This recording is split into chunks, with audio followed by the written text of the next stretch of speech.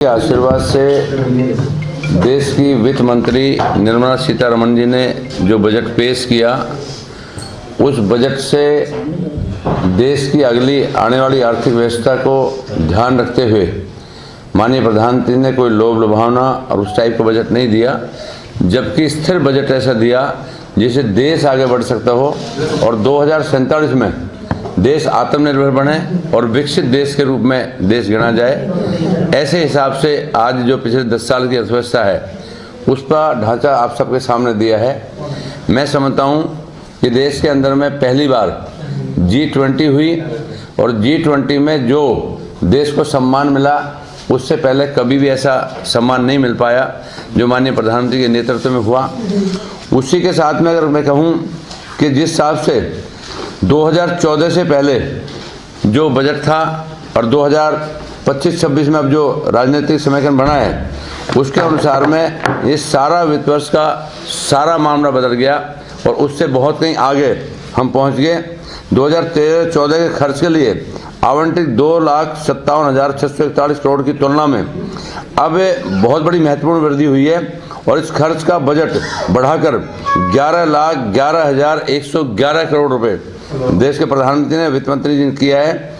राजीव समूह के तहत 2 करोड़ लखपति दीदी बनाने का लक्ष्य माननीय प्रधानमंत्री ने दिया था, लेकिन अब इसका 3 करोड़ का लक्ष्य बना दिया और 1 करोड़ लखपति दीदी अब से पहले बन चुकी। मैं समझता हूँ अपने ज़िले के अंदर में भी करीब 1.5 लाख महिला इस समूह में जुड़ी हुई हैं, जो एक आदमी आम आदमी गरीब आदमी तक भी गली गली तक पैसा पहुंच रहा है। वो पहले कभी संभव नहीं हुआ था, रईस रईस होता जा रहा था, गरीब गरीब होता जा रहा था, नहीं अभी सारा परिवर्तन माननीय प्रधानमंत्री ने किया है और अब मैं समझता हूँ एक गरीब के जेब में भी पैसा आज पहुँचा हुआ है।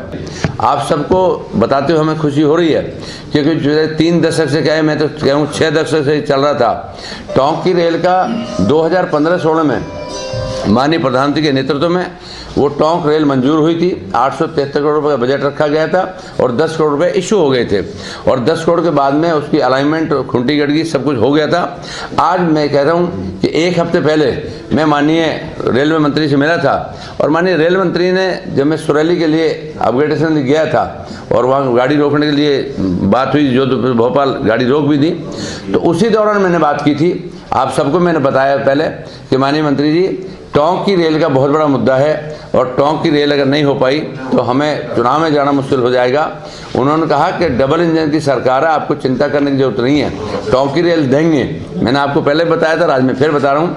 और अब माननीय मंत्री जी ने जिस हिसाब से बजट में प्रावधान किया है कि 100 करोड़ रुपए आपको सेंक्शन कर दिए और मैं समझता हूँ अगले जो बजट आएगा उनमें सारा पैसा सेंक्शन हो जाएगा, लेकिन काम स्टार्ट हो गया।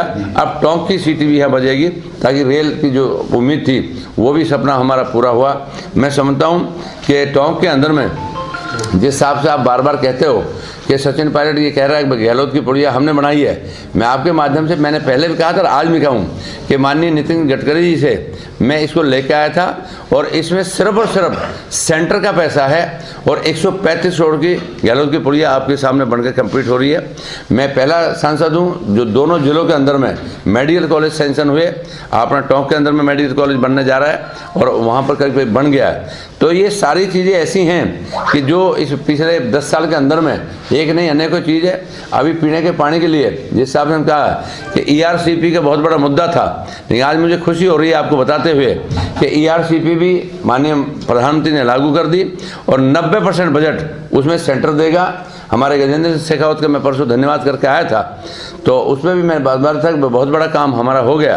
तो मैं समझता हूँ सिंचाई के लिए किसान को पानी भी मिलेगा, पीने के लिए पानी मिलेगा और ये सारी ऐसी योजनाएं हैं कि जो कभी सोच भी नहीं सकते थे, वो सारी चीज़ धरातल पर आज होती दिखाई दे रही हैं। जहाँ तक आप लाल चौक के आगे जो सड़क बनी हुई है, मैं समझता हूँ अगले माननीय नितिन गडकरी से मिलकर आया था, उनसे मैंने रिक्वेस्ट की कि आप कम से कम चोरू से चौथ का बरवाड़ा माता जी की रोड है उसके लिए मैं बनाया। उन्होंने तुरंत उसको सेंक्शन किया कि CRF में मैं तक पैसे दे देता हूँ। उसमें किया और उसके बाद में मैंने कहा जी रोड कंप्लीट है, बार बार वो मिट्टी का ढेर लग जाता है तो खोलनी पड़ती है। तो मैं समझता हूँ अगले चुनाव से पहले 10-15 दिन के अंदर में हमें वो रोड भी हमें मिल जाएगी, ताकि करीब 10,000 करोड़ का सड़क का काम मेरे अपने निजी क्षेत्र में पड़ता है। तो मैं समझता हूँ ये एक नहीं अनेकों ऐसी योजनाएं हैं जो धरातल पर उतरती जा रही हैं, और माननीय प्रधानमंत्री जो सपना है कि देश को आगे बढ़ाने का, विकसित भारत बनाने का, वो सारा सब होता दिखाई दे रहा है और वो धरातल पे पूरा हो रहा है।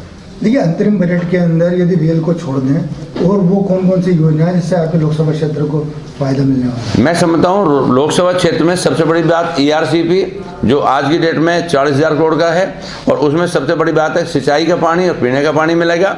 उसके बाद में 10,000 करोड़ का जो मेरे लालसोट से लेके और आज मैं पचाड़ा में खोलूंगा उसको, वो सड़क बन के हमें कंप्लीट हो गई है। ये सारी ऐसी चीज़ हैं जो हम कभी सोच भी नहीं सकते थे, और वो आज सारी धरातल पर पूरी हो रही है। ये सचिन पायलट जी ने भी चिट्ठी लिख दी है मुख्यमंत्री जी को। मैं समझता हूँ सचिन पायलट जी को चिट्ठी लिखने की जरूरत नहीं थी। उन्होंने पीछे अपने घोषणा पत्र में कहा था कि हम गवर्नमेंट बनेगी, गवर्नमेंट बनते ही हम इसका आधा बजट पैसा देंगे। वो पूरे 5 साल उसमें कुछ भी नहीं कर पाए। अब चिट्ठी लिखने का कोई पर्पज मेरे ख्याल कुछ नहीं होता। चिट्ठी पानी के लिए लिखी है बीसलपुर के ओवरफ्लो बांध की। मैं समझता हूँ तो ERCP आप मान के चलो कि ERCP के अनुमान में हमें ननवेरा उससे आएगा और पानी उस हिसाब से गहलोत के उसमें आएगा, और उसके बाद में जब ये ईसा बांध भरेगा और इसका ओवरफ्लो उसमें डलेगा मासी नदी में, उसमें तो हम पानी लेके आएंगे। उसमें कोई चिट्ठी लिखने की बात ही नहीं है। हमारा चिट्ठी फॉर्मेलिटी है कि 5 साल उनकी सरकार भी रही कांग्रेस की। मैं समझता हूँ उस पर बात करने का कोई फ़ायदा नहीं है कि उस चिट्ठी के ऊपर हम इस तरह इशू उसमें समय बताएं कि जब 5 साल वो सत्ता में रहे थे तो जो भी करना हो तो उसी टाइम कर लेते। चिट्ठी क्या है? अब वो कह रहे हैं योजना की शुरुआत जल्दी हो इसकी। मैं समझता हूँ हमारा काम है, हम बहुत जल्द करेंगे।